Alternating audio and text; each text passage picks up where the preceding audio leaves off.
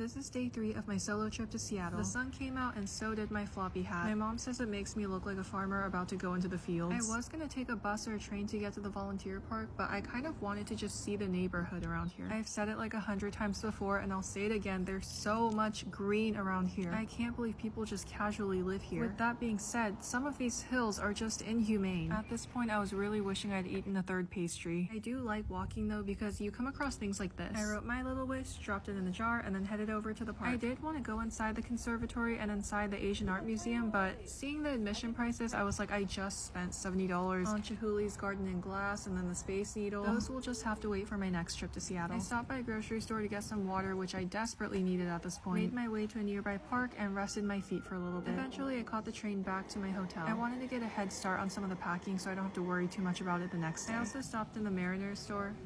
Mariners, the baseball team. This was my dinner destination. My friends had recommended it to me, so I put this one on my list. These appetizers were fine, but oh my god, I hated this spoon. The restaurant seemed a bit understaffed, but the workers were absolutely incredible. They were hosting and waiting and bussing and setting tables and running food. One girl was even bartending and I think washing some of the drinkware. There was a lot of rice in the salmon bowl, so I got another order of the sashimi and an avocado hand roll to basically make another salmon bowl. Afterwards, I took a walk to just enjoy the view a little more before I flew back to Vegas. This was the first time I noticed these little tags on the rails. I spent some time here reading through some of them and wondering where these people are now. The market was pretty empty by this point, so it was the first time I noticed little details like these little hoof prints that lead up to this little pig. Big pig.